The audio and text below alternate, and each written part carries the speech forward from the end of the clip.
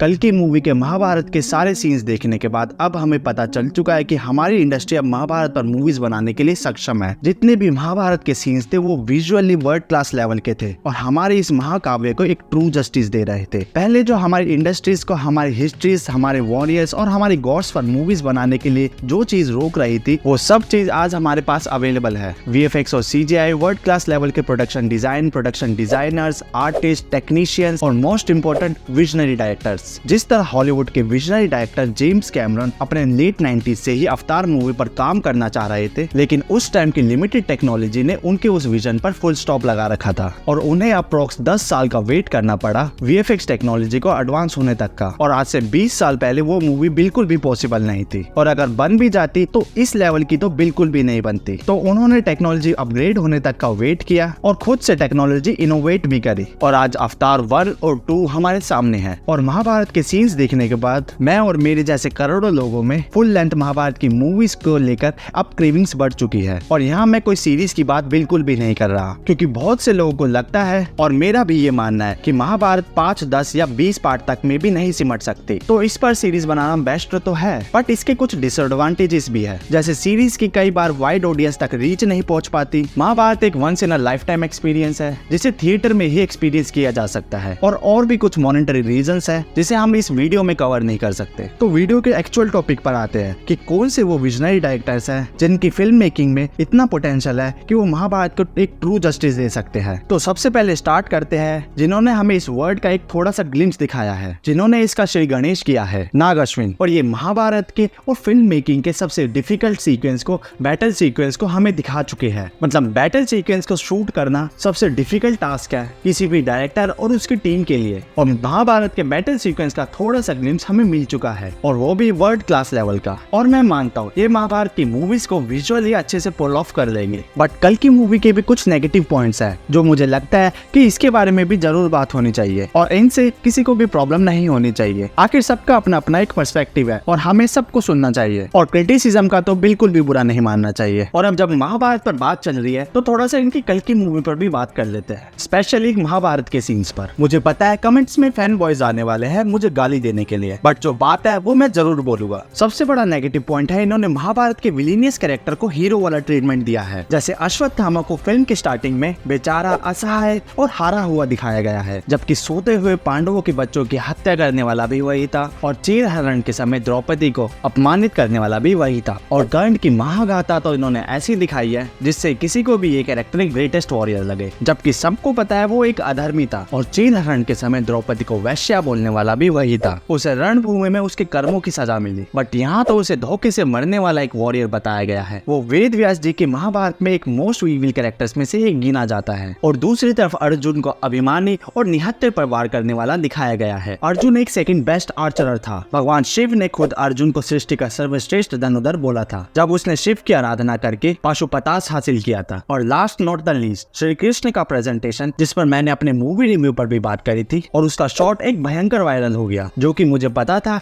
कि ये वायरल होगा और फैन बॉयज से मुझे गाली भी पड़ेगी। और जो मैंने बोला था मैं आज भी उस पर बोलूंगा। श्री कृष्ण को पीताम्बर बोला जाता है, मतलब पीले वस्त्रों को धारण करने वाला। अपने गूगल सर्च इंजन में श्री कृष्ण टाइप करो और रिजल्ट आपके सामने है। उनके वस्त्रों को देखो और उनकी वेशभूषा देखो और इस इमेज को देखो, आपको डिफरेंस पता चल जाएगा कि मैं क्या कहना चाह रहा हूँ। मूवी में अगर श्री कृष्ण के माथे पर अगर ये मोर पंख नहीं होता तो कोई इन्हें पहचान भी नहीं पाता, खासकर ऐसे बच्चों को जिन्हें महाभारत की बिल्कुल भी नॉलेज नहीं है। कोई भी या तो इन्हें कोई पांडवों में से कोई वॉरियर समझता या फिर इन्हें कोई और भगवान समझता अगर इन्होंने मोर पंख धारण नहीं किया होता तो। ठीक है, आपने बिना मुकुट के श्री कृष्ण दिखाए, नो प्रॉब्लम। आपने बिना आभूषणों के श्री कृष्ण दिखाए, नो प्रॉब्लम। बट आप उन्हें एक आर्मर पहने हुए दिखा सकते थे, एक गोल्डन आर्मर। वॉर में तो सब आर्मर पहनकर ही जाते हैं ना, तो एक रथ चलाने वाला सारथी क्यों नहीं पहन सकता? अब कुछ फैन बॉयज बोलेंगे कि वो भगवान है, उन्हें आर्मर की क्या जरूरत। ठीक है, आपने श्री कृष्ण का फेस रिवील नहीं किया, बट आप श्री कृष्ण को एक लालायित और आनंद देने वाली एक मधुर आवाज दे सकते थे, ना कि एक मैचो और अल्फा मेल वाली आवाज। खैर, अब जो हुआ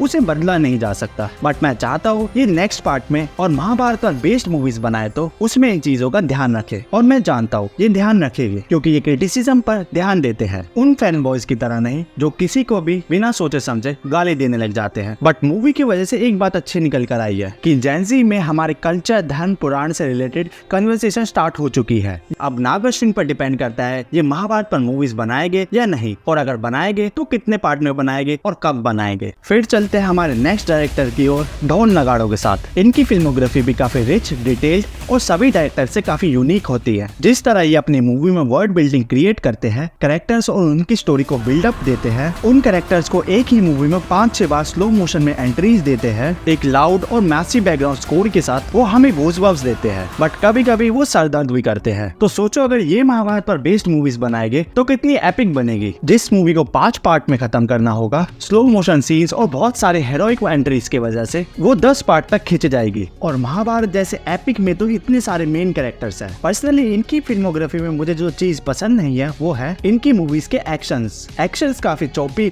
और अब्रप्ट कट के साथ फील होते हैं। उन्हें हमें बिना एंटिसिपेशन के सीधा उस एक्शन का आउटकम दिखा दिया जाता है, और वो भी एग्जैजरेशन के साथ। मतलब हीरो ने अगर पंच मारा तो वो पंच की फोर्स और एंटिसिपेशन हमें नहीं दिखेगी, सीधा वो पंच लग गया या फिर सामने वाला जमीन पर गिर गया, वही दिखाया जाता है। और वैसे भी इनकी फ्यूचर स्लिट्स फुली पैक्ड है। अभी ये बिजी हो गए सलार पार्ट 2 में और जूनियर एनटीआर के साथ, और उसके बाद ये मोस्ट प्रोबेबली KGF 3 पर यश के साथ काम करेंगे, और इन्हीं मूवीज में इन्हें कम से कम 7 से 8 साल लग जाएंगे। बट मैं फ्यूचर में इनकी डायरेक्ट की गई महाभारत जरूर देखना चाहूंगा, क्योंकि वो काफी रो, डार्क और ब्रूटल होगी। भले ही वो कुछ लोगों को एस्थेटिकली खूबसूरत नहीं लगती और मोस्ट ऑफ द ऑडियंस को वो गंदी और मटमैली लगती है, बट पर्सनली मुझे वो पसंद आती है। फिर आते हैं मोस्ट कंट्रोवर्शियल डायरेक्टर, जिनकी लास्ट ईयर की मूवी लोगों के बीच एक हॉट टॉपिक बन गई थी और लोग 2 सेक्शन में डिवाइड हो चुके थे। इतनी नेगेटिविटी के बावजूद भी इनकी मूवी ने बॉक्स ऑफिस पर 1000 करोड़ का आंकड़ा टच किया था। अब वैसे तो ये इस तरह की मूवीज बनाने के लिए नहीं जाने जाते, बट इस इंसान का कुछ नहीं पता कब क्या बोल दे, कब क्या कर दे और कब किसे तोड़ दे। मेरा मुंह निकल गई, मेरी जबान टूट गई यार। I listen to a lot of music. I can't imagine myself without music. Even I can't write a scene without music and sound at least. He has got such lovely musical ears. Amazing. मैं समझता हूँ कि जब आप उनसे बात कर रहे होते हैं तो आपको पता ही नहीं चलता कि इनके अंदर संगीत की इतनी गहरी समझ है। I have to know like what kind of a music in the background, or if not music, what is the atmospheric sound. Nobody knew what Jamal Kudu was, and it's like Yes, it's now viral. yeah. Arjun Meli, nobody Yeah. like that's become a thing. Every bit of the film is viral. इनका sense of music बहुत ही incredible है, जो industry में सिर्फ कुछ ही directors के पास ये abilities है। ये म्यूजिक का अपनी मूवीज में बहुत ही अच्छे से यूज करते हैं, चाहे 2 लोगों के बीच की कन्वर्सेशन हो, एक्शन सीक्वेंस हो या कोई इमोशनल सीन हो, ये म्यूजिक से उस सीन को और एलिवेट कर देते हैं। इनके थीम म्यूजिक हम ऑडियंस को हमेशा के लिए याद रह जाते हैं, और सॉन्ग्स तो इनकी हर मूवीज के ट्रेंडिंग लिस्ट में बने रहते हैं। इनकी फिल्मोग्राफी भी काफी क्लासी फील होती है। जिस तरह ये अपनी मूवीज में कैरेक्टर क्रिएट करते हैं, वो एक्ट करते हैं और डायलॉग डिलीवरी करते हैं। हर किसी डायरेक्टर के पास इतना पोटेंशियल नहीं होता कि वो हर एक्टर से इतनी अच्छी परफॉर्मेंस निकलवा ले। रिसेंट का एग्जांपल हमारे पास ही है, प्रभास विद राजामौली और नागार्जुन, और प्रभास विद ओम राउत और अदर डायरेक्टर्स। क्या लगता है जिस तरह वांगा की फिल्मोग्राफी में इतनी ब्रूटैलिटी और डार्क टोन, रफ टोन पकड़ती है, तो अगर वो महाभारत डायरेक्ट करेंगे तो क्या वो अपनी इसी टोन को कंटिन्यू रखेंगे एनिमल और कबीर सिंह की तरह या नहीं? सबको पता है कि वो ऐसी मूवीज कभी डायरेक्ट नहीं करेंगे, और अगर कभी करेंगे तो वो इतने बेवकूफ नहीं है ओम राउत की तरह कि वो ऐसी गलती करे। बट मैं फ्यूचर में एक डिटेल्ड R-रेटेड महाभारत तो जरूर देखना चाहूंगा, जिसकी बैटलफील्ड में हमें वायलेंस, ब्लड, गॉर देखने को मिले, just like Game of Thrones except nudity. But ऐसा फ्यूचर में कभी नहीं होने वाला, क्योंकि इसके काफी सारे रीजंस है। Now move on to our next director, Sanjay Leela Bhansali. Bhansali की फिल्मोग्राफी इन सब में से काफी यूनिक और डाइवर्स रही है। इनकी फिल्मोग्राफी विजुअली काफी स्ट्रॉन्ग और अपीलिंग तो होती है, साथ में इनके कैरेक्टर्स की प्रेजेंटेशन भी काफी स्ट्रॉन्ग होती है। सिर्फ ग्रैंड सेट पीसेस और विजुअल्स के अलावा भी इनकी मूवीज फिलोसफिकली भी काफी वोकल होती है। भंसाली की मूवीज में भले ही हमें एक्शंस थोड़े कम देखने को मिलते हैं, बट इनकी मूवीज में ड्रामा भर भर के होता है, वो भी इंटेंस ड्रामा, जहाँ 2 लोगों की लॉन्ग कन्वर्सेशन भी इतनी मेटाफोरिकली स्ट्रॉन्ग होती है कि हमें वो कैरेक्टर्स लाइफ टाइम याद रह जाते हैं। तो वो भी महाभारत की मूवीज को इजीली पुल ऑफ कर लेंगे, अगर इन्हें कोटों को ग्लोरीफाई करने से फुर्सत मिले तो।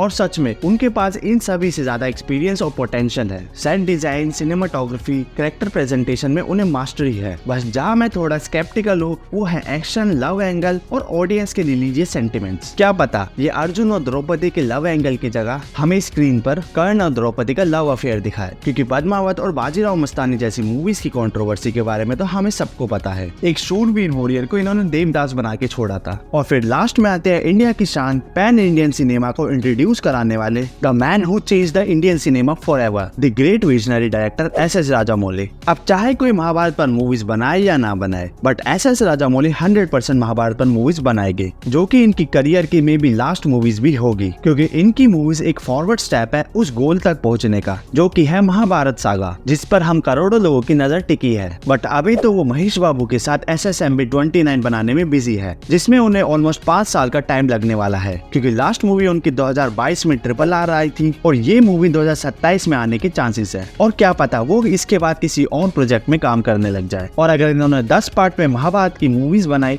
तो समझ लेना हमारे साथ वो मूवीज हमारे बच्चे भी देखने वाले हैं। बस मुझे इसी जन्म में ही महाभारत की मूवीज देखनी है। और इनकी फिल्मोग्राफी के बारे में बताने की तो कोई जरूरत ही नहीं है। स्टीवन स्पीलबर्ग, जेम्स कैमरन जैसे लेजेंडरी डायरेक्टर्स ने भी इनकी तारीफ करी है। और अब तो इन पर नेटफ्लिक्स भी अपनी डॉक्यूमेंट्री लेकर आ रहा है, जो ये साफ बताता है कि ये इंडिया के सबसे सुप्रीम डायरेक्टर है। ये अकेले ऐसे डायरेक्टर है जिनके पास सबसे ज्यादा ब्लॉकबस्टर मूवीज के नंबर्स है। ये अकेले ऐसे डायरेक्टर है जिन्हें सिनेमा के हर डिपार्टमेंट में मास्टरी हासिल है। इन शॉर्ट ये greatest of all time directors में से एक है, जो कि इंडिया में से अभी के लिए सिर्फ यही है। इनकी RRR इंडिया की एक ट्रू सॉफ्ट पावर का एग्जाम्पल है और ये कल की मूवी से काफी सुपीरियर है। खैर, वीडियो को ज्यादा लंबा ना करते हुए वीडियो को यहीं खत्म करते हैं। बट अभी भी ऐसे कुछ डायरेक्टर्स हैं बॉलीवुड और सदर्न इंडस्ट्री से, जिन्होंने हाल फिलहाल में ब्लॉकबस्टर सिनेमा और लीग से हटकर कुछ अलग दिखाने की कोशिश करी है और उन्हें सक्सेस भी मिल रही है। अब मैं सब पर तो वीडियो नहीं बना सकता। कमेंट सेक्शन में आप मुझे बताओ कि आप किस डायरेक्टर की डायरेक्ट की गई महाभारत पर बेस्ड मूवीज देखना चाहोगे। वीडियो को लाइक और चैनल को सब्सक्राइब करना मत भूलना। This is Nikhil, you are watching